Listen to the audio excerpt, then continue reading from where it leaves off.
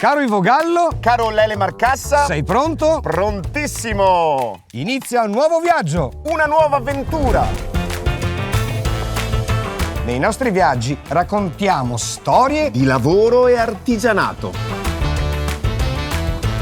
Siamo sempre alla costante ricerca del paesaggio. Come le montagne più belle del mondo.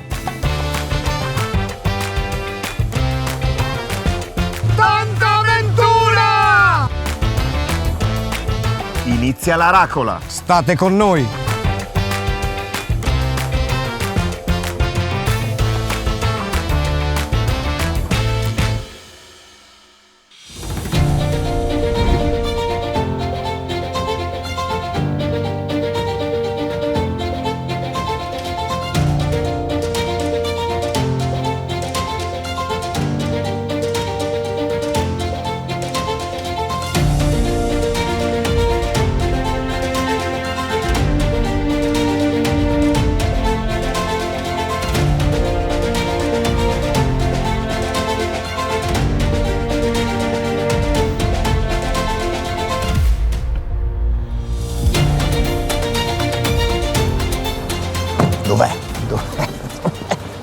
Dov'è? Ah, ecco! Ivo Gallo, Dimmi Lele Marcassa! sei contento? Contentissimo in questa bellissima giornata di sole. Dove mi hai portato? Nel centro storico di Pieve di Soligo, che si trova nel cuore delle colline UNESCO ed è celebre, oltre per la bellezza e per l'eleganza di queste piazze, anche per tanti personaggi che qui hanno dimorato. Per esempio, su tutti, il grande Andrea Zanzotto, l'artista Toti Dal Monte, Il Beato Toniolo. il senatore Fabbri e molti altri. Una città immersa nella natura, molto elegante, che adesso andremo a scoprire. Via!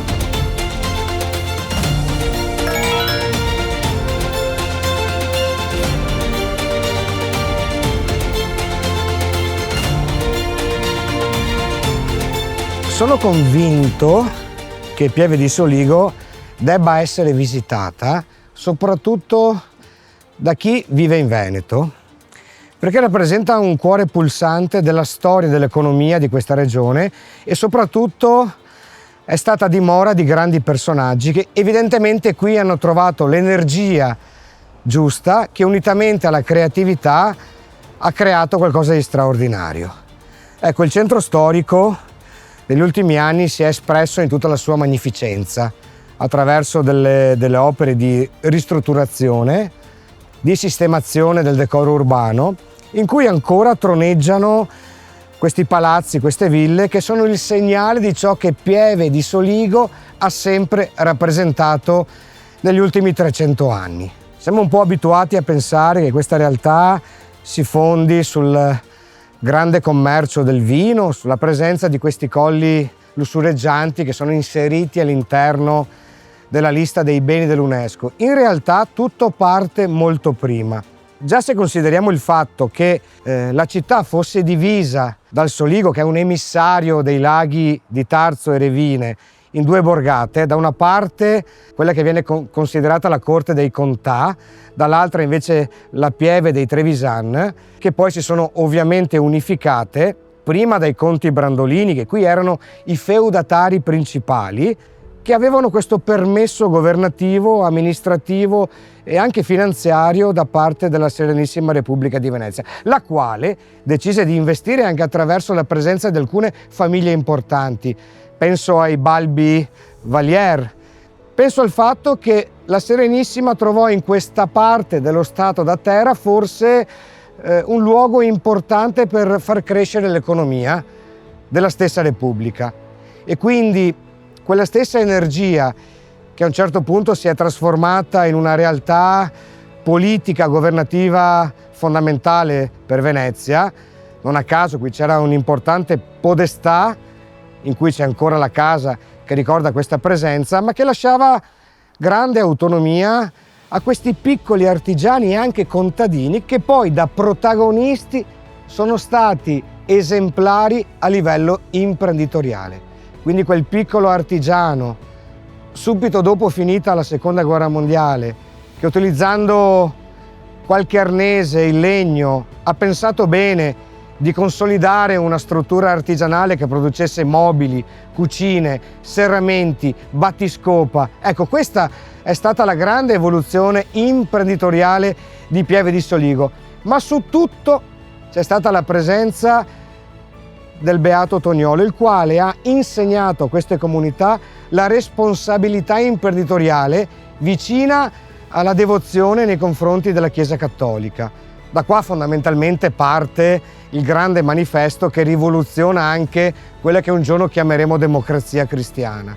Ma proprio qui, e da qui non si è mai allontanato, ha vissuto, scritto, poetizzato e devo dire ricercato il sublime Andrea Zanzotto, tanto quanto qui Toti Dal Monte ha deciso di vivere, di dimorare vicino a quel torrente così irruente che è il Lierza, che forse con sé ha trascinato molte energie. Ecco, Pieve di Soligo è una comunità splendida, ricca, molto bella, ma che ha una storia molto più antica di quella che noi pensiamo. Certamente le colline unite alla pianura hanno creato qualcosa di magico. Noi siamo stati qua ad ottobre a questa grande festa della comunità che è lo Spiedo Gigante, in cui ho anche riscoperto la cifra stilistica di un grande artista, di un grande pittore, Giovanni de Min.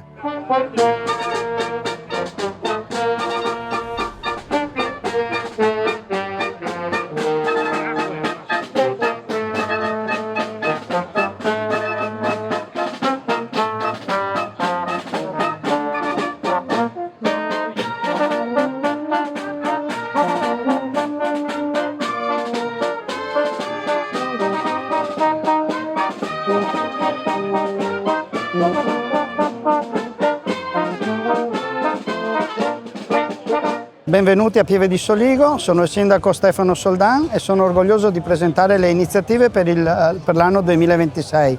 Un anno di sport e cultura straordinari che vedranno l'arrivo della tappa del Giro d'Italia il giorno 28 maggio, giovedì, proprio qui nella nostra piazza. E poi una settimana appunto di grande ciclismo che riporterà il Criterium e tutti i campioni del Giro d'Italia e internazionali sulle nostre colline. Sarà anche un anno interessante dal punto di vista della cultura, con l'impegno costante che stiamo riversando sulla promozione, sulla partecipazione ai grandi bandi nazionali, tra cui Città della Cultura anno 2028. Seguite questo spettacolare viaggio alla scoperta di Pieve di Soligo, dei suoi personaggi, di questi luoghi fantastici. Noi siamo qui a attendervi a braccia aperte.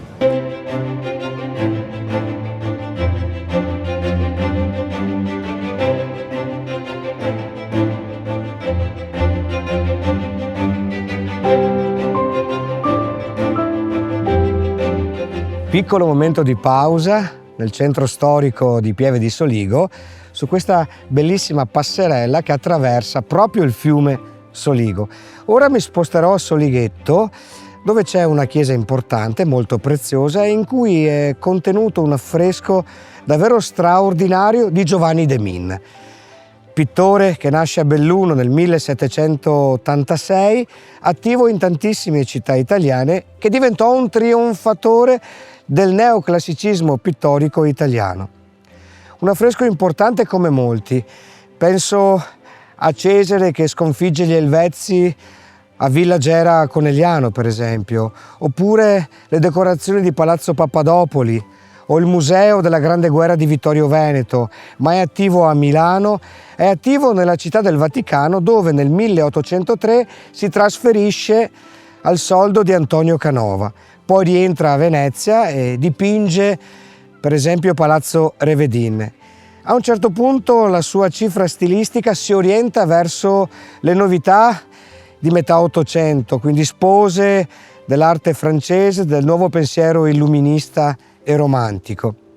All'interno del disegno e del colorismo di Giovanni de Min troviamo la cifra di Pomponio Amalteo, troviamo Giulio Romano, ma soprattutto troviamo il nuovo pensiero che affaccia l'Italia al grande momento del Risorgimento, che porterà a un nuovo paese più grande e democratico.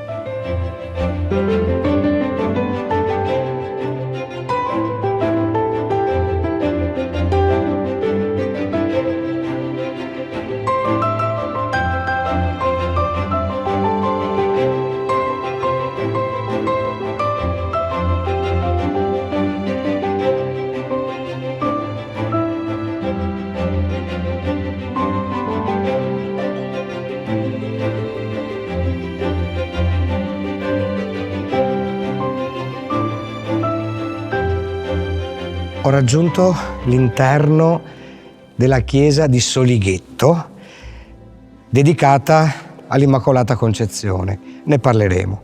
È una chiesa molto importante, molto ricca, voluta dalla famiglia Brandolini Rota, che possedeva le terre circostanti a quest'area, insomma i famosi conti Brandolini. Questa chiesa fu voluta proprio da Gerolamo Brandolini, il quale pagò, produsse tutta l'attività e la fabbrica affinché venisse eretta questa nuova chiesa devozionale sui resti di una precedente chiesa molto più antica, di cui rimane pochissimo. E fu arricchita dalla bellezza di questi marmi, dalle opere d'arte che essa contiene. Su tutte spicca la volta decorata da Giovanni de Min. È un affresco in pieno stile neoclassico e ci racconta proprio la storia del dogma dell'Immacolata Concezione. Dovete infatti sapere che fino al XIX secolo c'era un continuo rimbalzare tra ovviamente i clerici, il papato, il Vaticano, sulla realtà dell'Immacolata Concezione. Una grande discussione che è durata per centinaia di anni, finché nel 1854 Papa Pio IX invoca e decide che l'Immacolata Concezione sia un dogma della Chiesa Cattolica. E questo affresco lo riconosce, lo disegna, ce lo racconta. È come fosse davvero un servizio di cronaca ottocentesco, in cui addirittura si notano i committenti. In questa rappresentazione in movimento notiamo Gerolamo Brandolini Rota in ginocchio con la spada e il figlio Sigismondo, che diventerà poi vescovo della Chiesa romana. È un'opera assoluta dal punto di vista della narrazione, in cui addirittura si vede un raggio di sole che entra in questo spazio architettonico in direzione di Papa Pio IX. Si dice che nel momento del proclama del dogma il cielo, che era in quel momento coperto di nuvole, si aprì, quasi come una sorta di miracolo. Ci colpisce il particolare della Madonna che con il piede caccia il serpente, che è il simbolo del peccato originale. Tutto questo ricostruisce quel grande pensiero legato alla Vergine Maria, in questo caso, in questo momento storico, che diviene l'Immacolata. All'interno di questa chiesa troviamo anche due bassorilievi dei fratelli Possamai. Uno di questi colpisce molto, è una bimba, una popolana, una contadina del tempo, quindi siamo nell'Ottocento, dalle vesti lo si nota, ad esempio le ciabatte che porta ai piedi, che è un pezzo che fa parte del monumento funebre proprio della famiglia Possamai. Quindi una chiesa tra le campagne e le colline dell'UNESCO che ricostruisce una cronaca importante per la società del tempo, ma per tutti noi, in cui la Madonna si fa immacolata, in cui l'architettura si fa finalmente bellezza.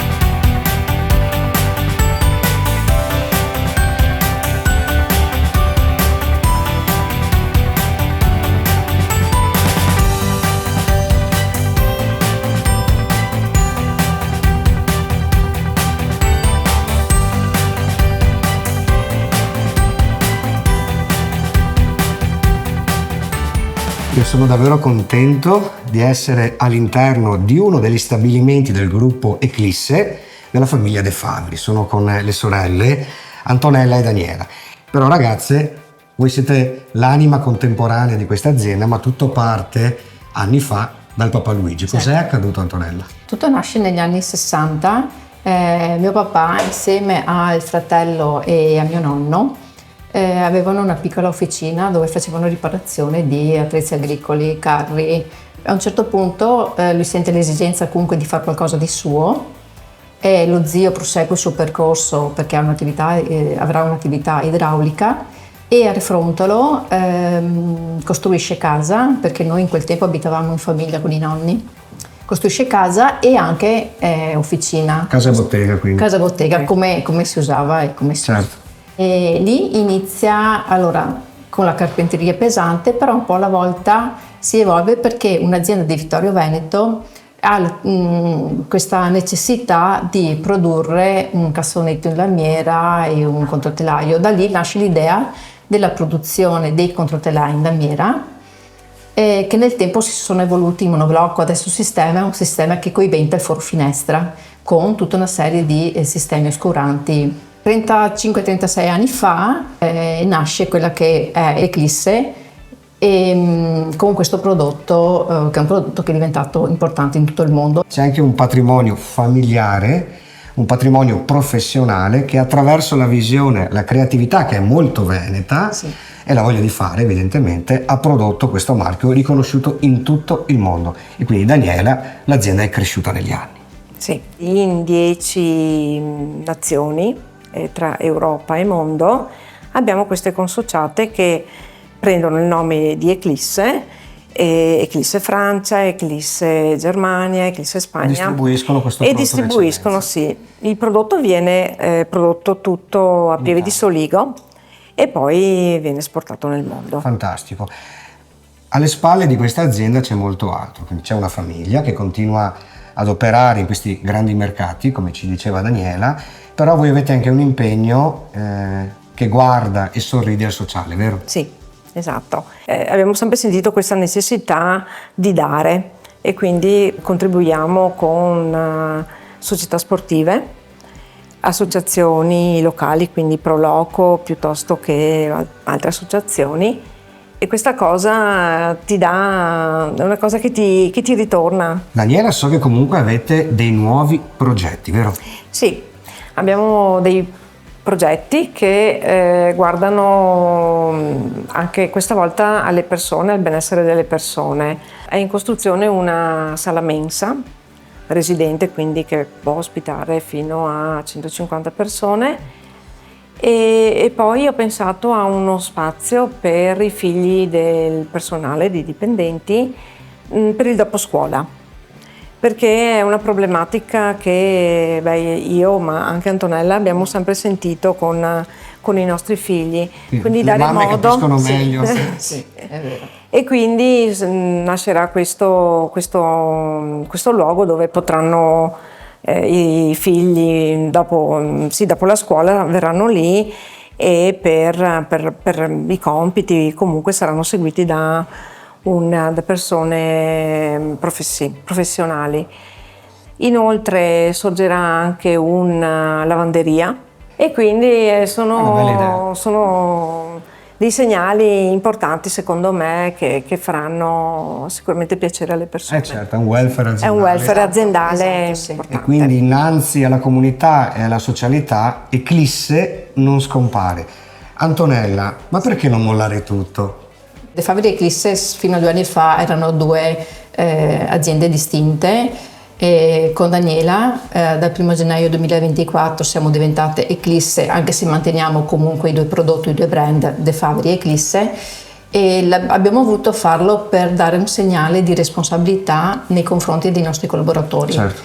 230 famiglie e dare un segnale che volevamo dare perché in questo mondo di acquisizione di fondi era importante dare questa continuità e questa sicurezza. Io ringrazio Gabriella, ovviamente Luigi De Faveri, le 2 sorelle che portano avanti con un grande impegno questa realtà importante in tutto il mondo che nasceva molti anni fa, come dicevamo, dall'intuizione del signor Luigi De Faveri.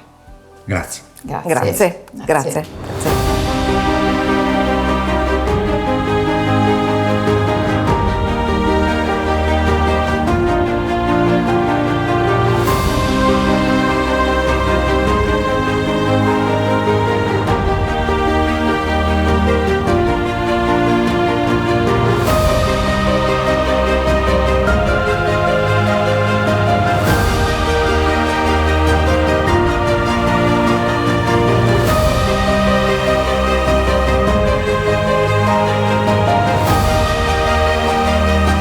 ormai abbiamo capito che il signor Luigi la lungimiranza ce l'ha nel DNA. E come dice lui, questa lungimiranza gli ha permesso di vedere oltre, perché la sua ossessione è sempre stata quella di soddisfare chi vende il prodotto, chi lo installa e chi lo usa.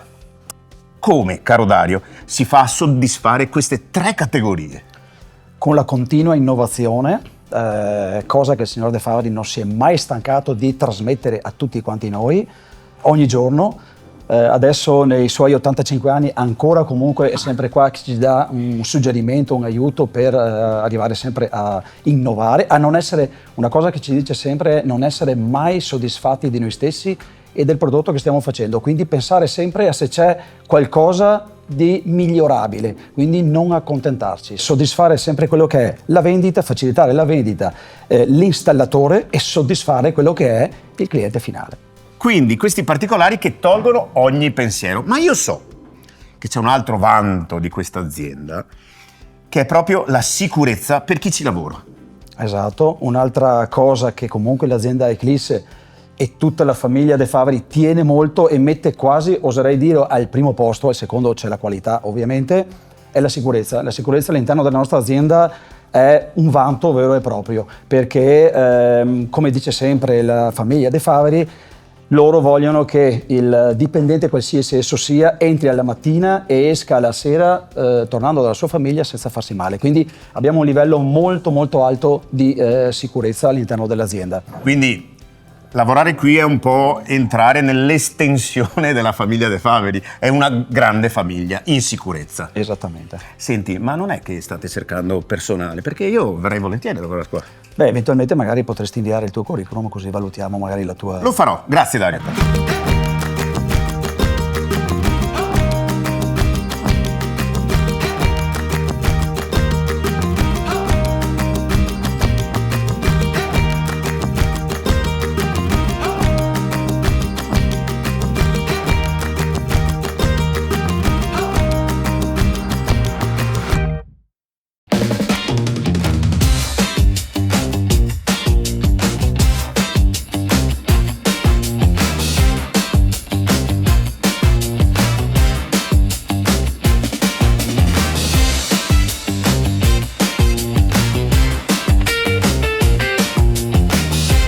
Cari eracolosi, nel cuore storico di Pieve di Soligo andrò a carpire i segreti dello spiedo gigante e soprattutto parteciperò a questo magnifico rito dell'accensione. Vado via!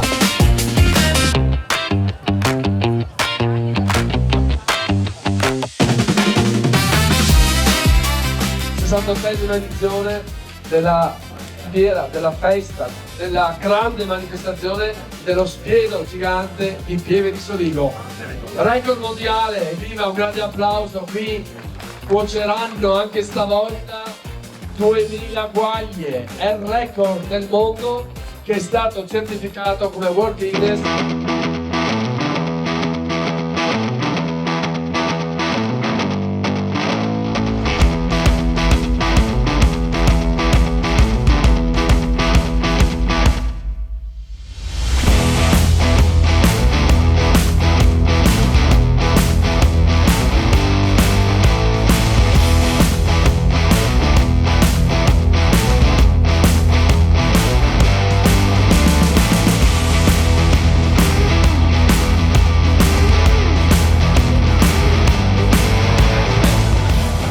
Mauro! Grazie Mauro dell'accoglienza, della gentilezza e della disponibilità. E ti ringrazio soprattutto perché mi hai offerto questa grande occasione di accendere insieme a voi il mitico spiedo gigante. Ti chiedo subito, da quanti anni lo fate? Beh, intanto ciao Lele, era una cosa impossibile non darti la possibilità di accendere questo bestione di spiedo gigante. Quando mai ti ricapita una cosa del genere? Super occasione. Sì. Comunque guarda, ti dirò che questa è la 68esima edizione dello spiedo gigante.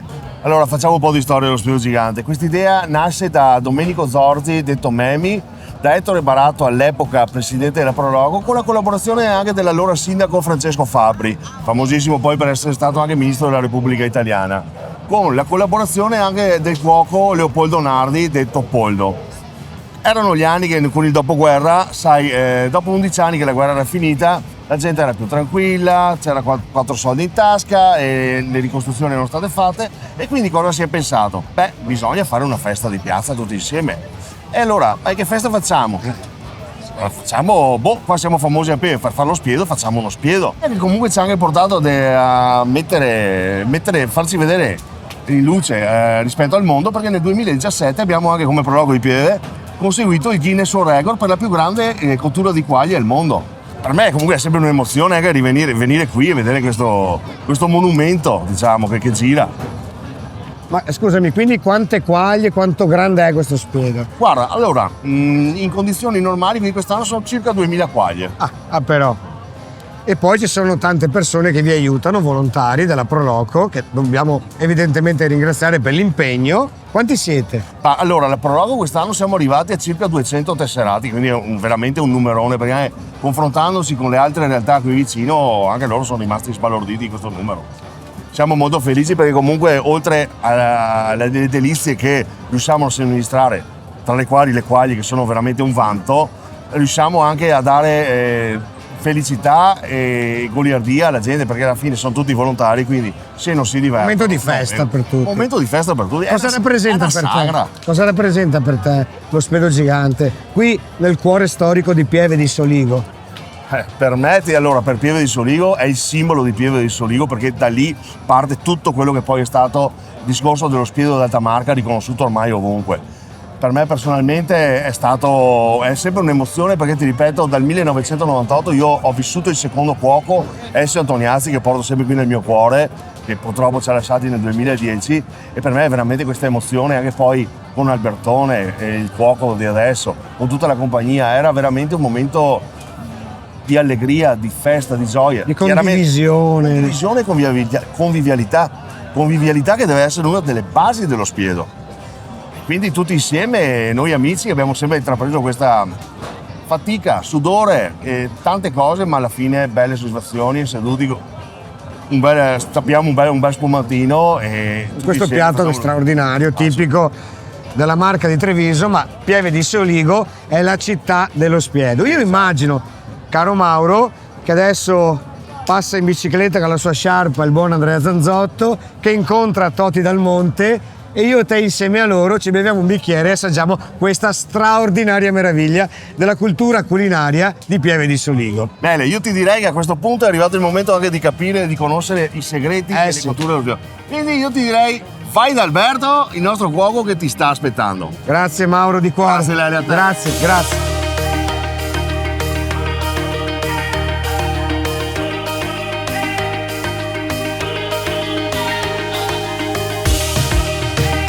Caro Alberto, che profumo! Ciao. Questa meraviglia alle nostre spalle, le quaglie che si stanno arrostendo, però tutta questa dinamica culinaria importante, tu che sei un maestro dello spiedo, anche Menarrosto se non sbaglio, vero? Sì. Ci vuole tempo, pazienza, e ci sono anche dei segreti che ogni maestro custodisce con sé o divulga con i propri adepti, vero? Sì. Quali sono le fasi di cottura dello spiedo gigante? Allora, si inizia intanto a dare la prima parte di fuoco, in modo tale che la parte grassa, il lardo che andiamo a inserire tra le quaglie, cominci a fondere, no? Dopodiché inizia la seconda fase, che noi la chiamiamo la bromba. La bromba. Che è vino misto a piante officinali, salvia, rosmarino, il solito discorso, e da là viene fatto bollire e poi viene completamente bagnato e lavato. In questo modo si toglie la prima patina della carne e si arriva ad aprire, diciamo, il poro per poter fare la seconda fase. E qui prende sapore, no? E qui prende il sapore. E ogni maestro dello spiedo ha i propri segreti che non possiamo ovviamente, come dicevo prima, svelare, e tu hai il tuo. Ovviamente noi andiamo sulla ricetta storica che è ancora tramandata dal 56. Quindi finita questa fase della bromba, inizia la seconda fase, che è la salatura, che viene fatta con sale e pepe. Finita la fase di salatura, gli diamo la concia, che è la terza fase, che è praticamente l'ingrediente segreto che ci contraddistingue da tutte quante le altre ricette, insomma. Quindi dall'inizio alla fine quanto passa? Circa 3 ore, insomma, Prima di servirlo. prima di poterlo girare. Ah, quindi sono 6 ore. Certo, Ok. certo, Quindi certo. è la vera cottura lenta La vera cottura. che contraddistingue questo gigantesco spiedo di quaglie di cui Alberto detiene, come dire, la reggenza in quanto... Quanti anni è che fai lo spiedo? Dal 1997 che sono al servizio insieme con i miei prima predecessori. Grazie Alberto, di cuore. Grazie a te. Grazie.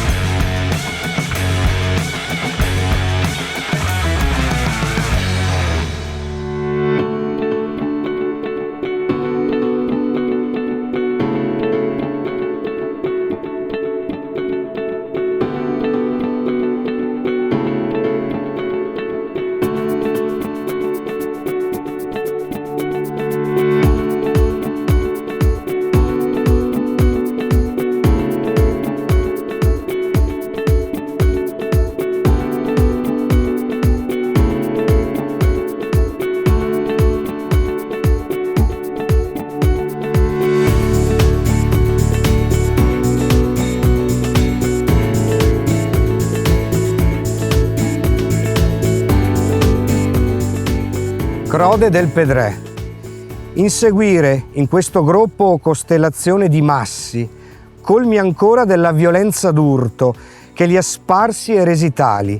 Inseguire in tappeti verdi fradici il sentimento di un eterno vero. Tutto gronda e urta di vero, ma no, vero non può essere. Già nell'imprinting di questo splendore movens c'era il disonore di una spina profonda, inappagata, di una vita a malapena salvata, sventatezza di quel vivere di massi intimi indicibili che a tutti intorno diedero il diapason. Tutto è muto e sconosciuto e perduto, tutto è chiuso, sasso a sasso, nel lutto rutilante, lutto di sopite ire, di irosi sospiri.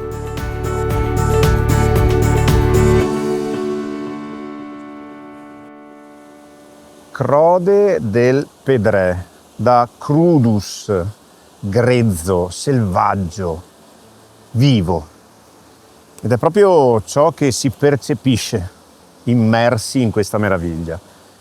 La pazienza della natura che in milioni di anni ha scolpito, ha scritto sulla roccia quest'opera d'arte. Immaginatevi 40 milioni di anni fa, un mare caldo, pieno di vita. Poi, nel tempo, si depositano conchiglie, microrganismi, coralli e in milioni di anni si trasforma tutto in calcare e quindi roccia. Infatti, incastonati, racchiusi in queste rocce, ci sono ancora le testimonianze di quelle forme di vita. Vita di un passato, ma vita anche di oggi. Infatti, nelle fessure delle rocce si sviluppano licheni, muschi, ma poi salendo anche arbusti come il nocciolo, il carpino bianco, il faggio e nelle zone esposte al sole roverelle e ginepri. Un laboratorio a cielo aperto, un esempio di quanto la natura sia paziente, di quanto continui a lavorare lentamente ma non si fermi mai. Un ecosistema fragile ma equilibrato, che ci ricorda la nostra essenza. Un luogo che va visto ma soprattutto va ascoltato, come ora farò.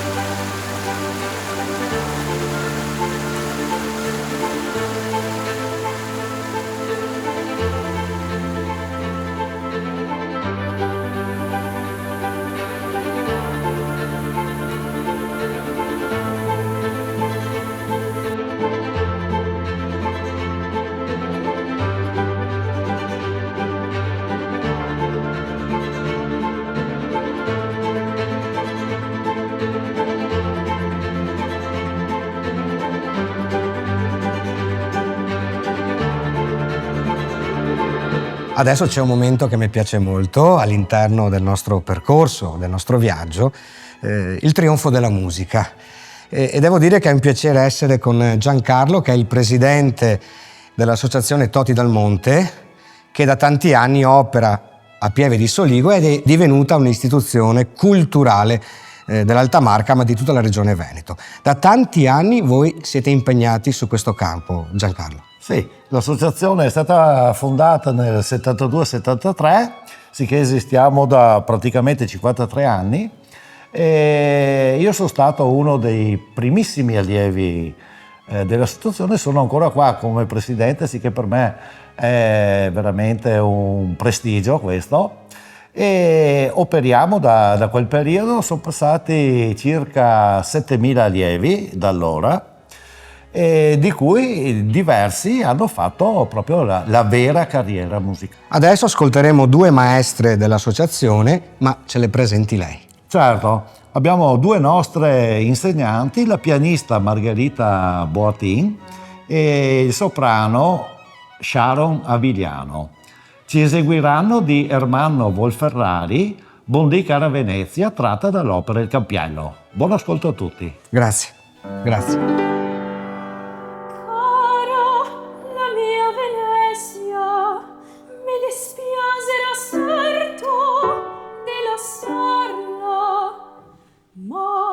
Prima di partir, poi saludarla.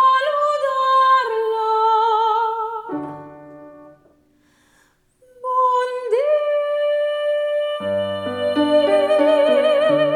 Venezia cara. Buondì,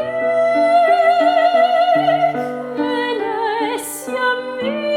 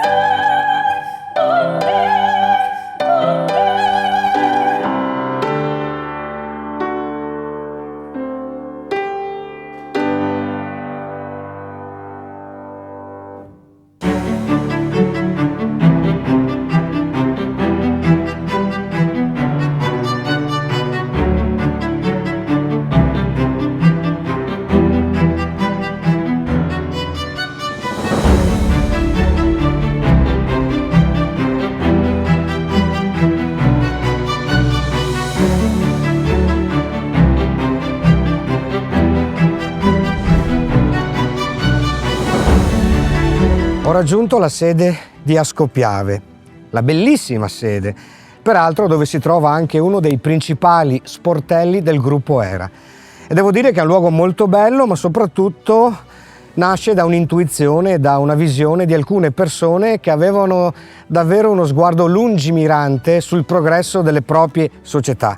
Dovete immaginare infatti che negli anni 50 nascono i consorzi imbriferi montani, una parola molto complessa, ma che sta a significare che giustamente l'utilizzo da parte di chi produce energia dell'acqua che è di tutti avesse bisogno di un, come dire, sorta di accordo preciso con le comunità che abitavano questa terra. Quindi tutti i comuni consorziati hanno beneficiato di alcune risorse provenienti proprio da chi ha sfruttato per anni l'acqua che è pubblica. Quest'opera, che è un'opera anche sociale, nasce appunto dall'idea di una persona su tutte, che è il senatore Fabbri, che molto ha dato alla comunità di Pieve e di Soligo, ma di tutti i comuni di quel famoso consorzio imbrifero.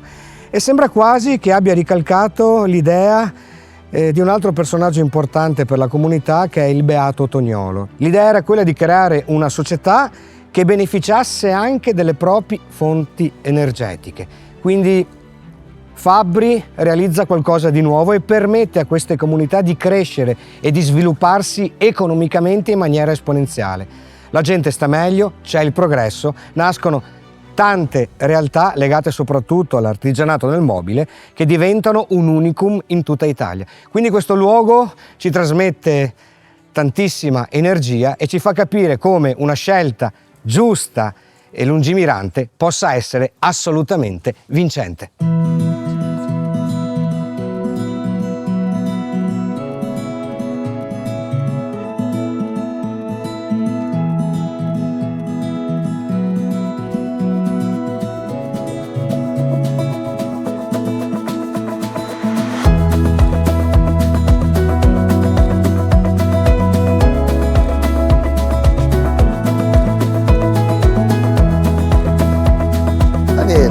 Ciao. Filippo! Ciao. Ciao Daniele, come stai? Ciao. Molto bene, è un piacere ritrovarti Altrettanto. in quella che forse è una delle sedi storiche di questa grande azienda. Stiamo parlando del gruppo Era. Cos'è diventata Era? Cos'è diventata? Era è diventata oggi la prima multiutility a livello nazionale. Oggi noi abbiamo più di 4 milioni e mezzo di clienti, quindi siamo il terzo operatore Energy.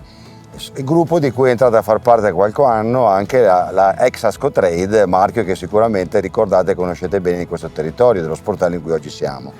E in tutti questi anni si è consolidato il rapporto con le comunità, con la gente vera, con la gente che vive questa terra.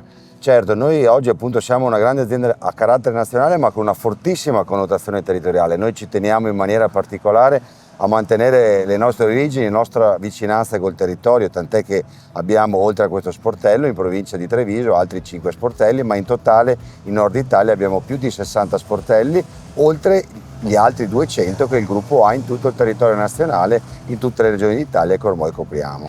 Filippo, qualche esempio concreto di ciò che il gruppo è diventato oggi e di questo appunto rapporto che ha con la comunità? Qualche esempio concreto è sicuramente il fatto che continuiamo a intervenire nel riqualificare i nostri sportelli. Abbiamo quest'estate riqualificato lo sportello di Conegliano qui vicino, ma poco poi a settembre lo sportello di Castelfranco. Sportelli in cui noi ci fa piacere incontrare il territorio. Faccio un esempio: quest'anno abbiamo lanciato la stagione del settore giovanile dell'Imoco proprio nello sportello di Conegliano, Imoco, con cui collaboriamo, con cui portiamo avanti questo legame stretto. Le eccellenze del territorio si incontrano a favore della comunità. E voi date energia. Noi diamo energia, luce e gas, ma in questi sportelli, oltre a dare energia, quindi luce, gas, metano, offriamo un servizio a 360 gradi. Noi vogliamo continuare anche proprio in quel rapporto col territorio a formare i nostri collaboratori, persone del territorio che conoscono chi abita qui, che è vicino, fanno parte della comunità locale, per essere dei consulenti a cui abbinano non solo appunto le forniture ma anche soluzioni per il risparmio energetico. Penso agli impianti fotovoltaici, agli impianti di climatizzazione oggi basso consumanti ma alta efficienza. stessa cosa per quanto riguarda le caldaie, in generale un'offerta di consulenza ai nostri clienti per poter affrontare le difficoltà del mercato energetico che sono sempre più forti e sempre più sentite. Perfetto, io direi, se sei d'accordo, di entrare. Ma ci mancherebbe Andiamo. altro. Benvenuti a casa nostra. Evviva!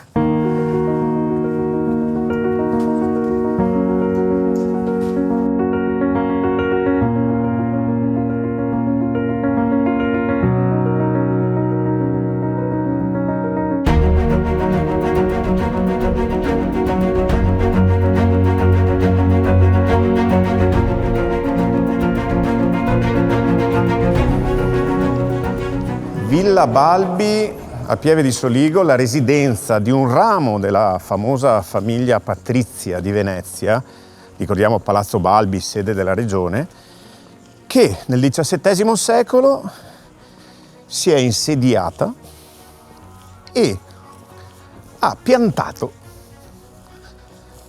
quest'albero nel 1650, l'albero più antico, più vecchio, diciamo anziano di tutta Pieve di Soligo. Il caso vuole che vicino ci sia un cedro piantumato nel 1922. Perché vi dico questo? Perché il tasso è il nome di un albero ma anche di un animale, quindi coincidenza di nomi ma con etimologie diverse, come il cedro, la conifera ma anche la pianta da frutto. Tasso, albero, ha origini indoeuropee e significa resistente, duro. Infatti il suo legno nel Medioevo veniva usato per costruire archi, quindi armi. E era talmente prezioso e pregiato che veniva usato come merce di scambio. Storicamente definito l'albero della morte. Sì, perché il tasso, dalla corteccia alle sue foglie, è velenoso, tranne le sue bacche. Infatti è Taxus baccata, anche se non sono proprio bacche. Sembrano delle bacche rosse, ma sono degli arilli. Pensate alla melagrana. Quella parte lì è l'unica parte non velenosa. Albero della morte che però nel tempo si è trasformato in una pianta di guarigione e di vita. Sì, perché il taxolo estratto da questa pianta viene usato nelle cure antitumorali. Un albero che cresce lentamente, ma non si ferma mai. Un albero paziente, che significa vita, rinascita e ci ricorda un'altra volta ancora la nostra essenza. Per questo ora lo abbraccerò, perché abbracciare un albero porta fortuna, ma soprattutto ti allunga la vita.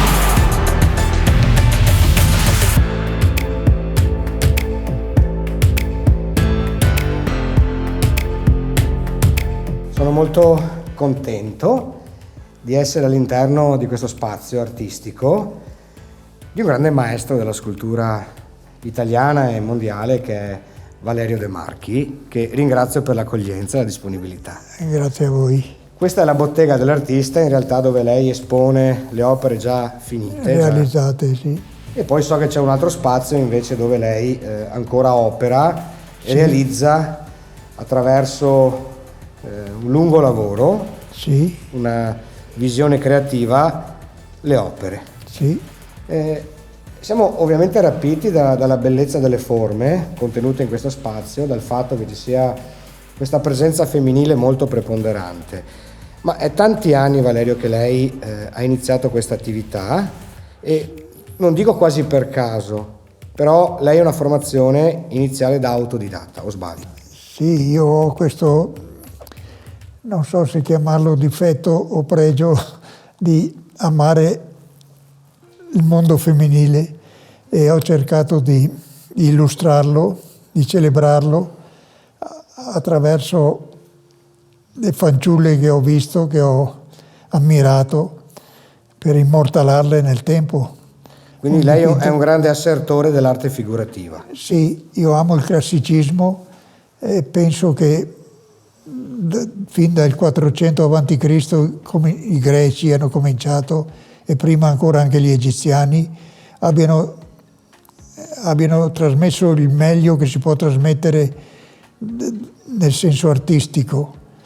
C'è un'opera o un paio d'opere per cui lei nutre un ricordo profondamente vivace e vivido nel corso di questi anni? Ma i nudi che ho fatto li ho fatti tutti esprimendo il massimo che potevo esprimere, cioè il massimo dell'impegno che ci ho messo su tutti, per cui li amo tutti ugualmente, insomma. Questa è una bella risposta. Non posso dire questa è scarta e questa è buona. Certo. C'era un po' di cuore in ogni opera che lei ha realizzato. Sì, ho cercato di trarre il meglio dalla donna che avevo davanti, dalla fanciulla.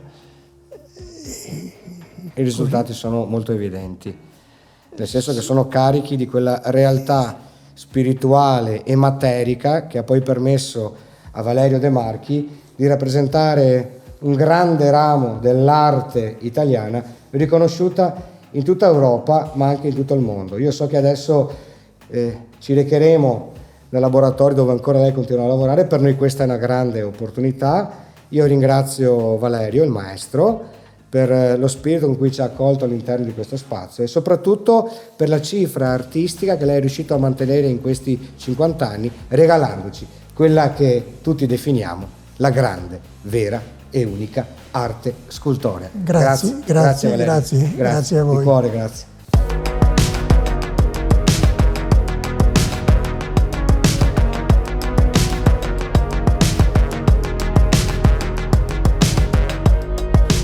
Adesso maestro, mi spieghi cosa sta facendo? Ma così, tanto per dimostrazione, un naso per esempio. Ma che materiale è questo? Plastilina. Plastilina, che non è creta. No. Che differenza c'è? La differenza è che la creta si secca. Ok. E diventa... cioè si può lavorare anche con la creta, una volta non esisteva plastilina e si faceva solo con creta, però c'è il fastidio che bisogna bagnarla continuamente, andrebbe inumidita ogni giorno, poi se fa troppo caldo d'estate così si secca facilmente e diventa dura, non si può più lavorare, mentre questa resta morbida perché è mescolata con olio invece che con acqua. Ah, ok. È terra, è sempre terra la creta, però seccata e dopo ridotta in polvere e dopo mescolata con olio di lino crudo.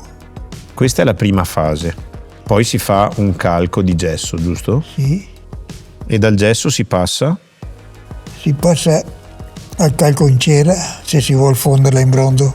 Bene, il maestro in pochi minuti ha fatto una piccola opera d'arte e anch'io sono riuscito a fare qualcosa, la mia piccola opera d'arte. Anche perché c'è bisogno di aggiungere? No, ma c'è bisogno di volume, di plastilina. Allora, lei ha fatto il naso di una donna e io faccio il naso di Lele Marcassa. Ecco, il mio Lele Marcassa.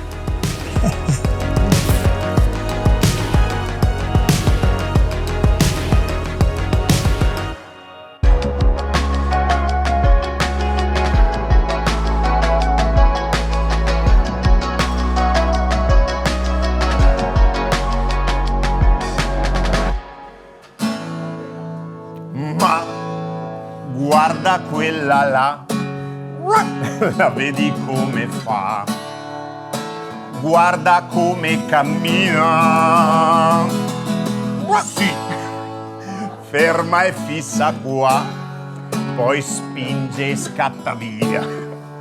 È come una gallina.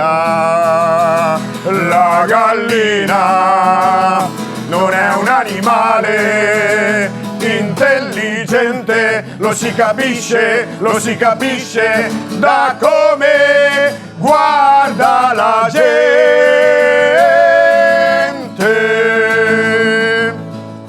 Ma io la inseguirò, la conquisterò e forte la stringerò al caldo, poi la metterò, un'ora aspetterò e poi la gusterò. La gallina non è un animale intelligente, lo si capisce da come guarda la gente. La gallina non è un animale intelligente, lo si capisce da come guarda la gente.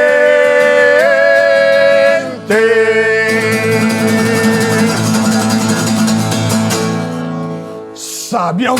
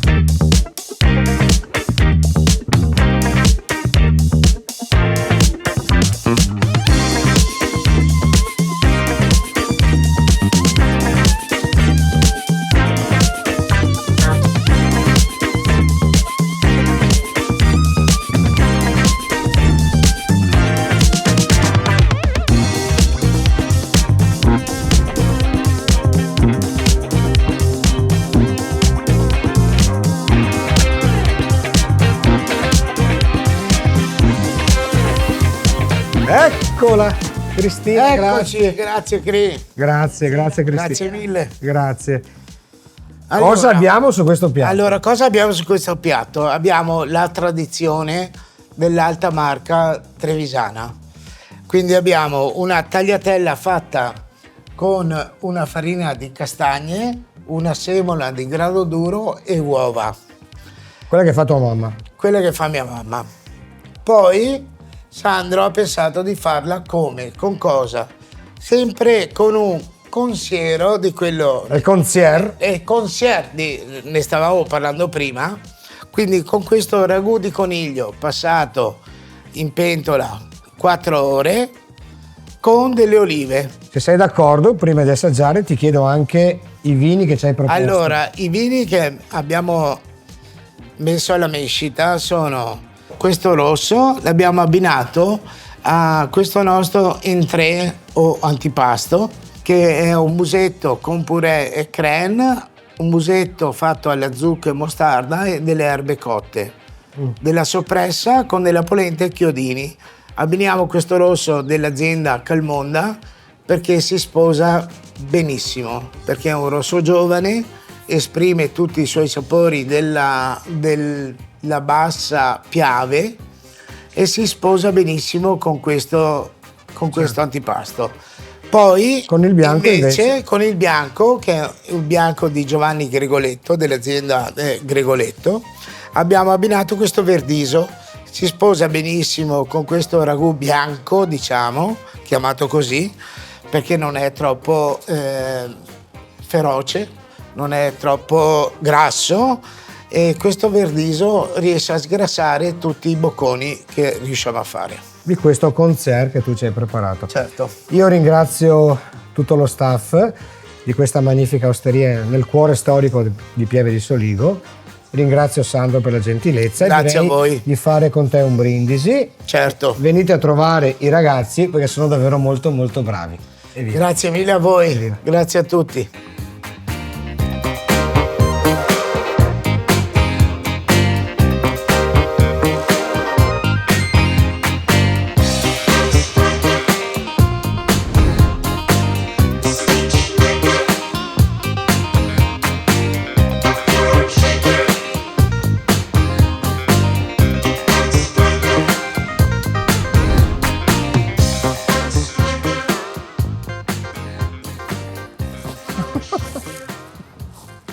Vogallo! Dimmi Lele Marcassa!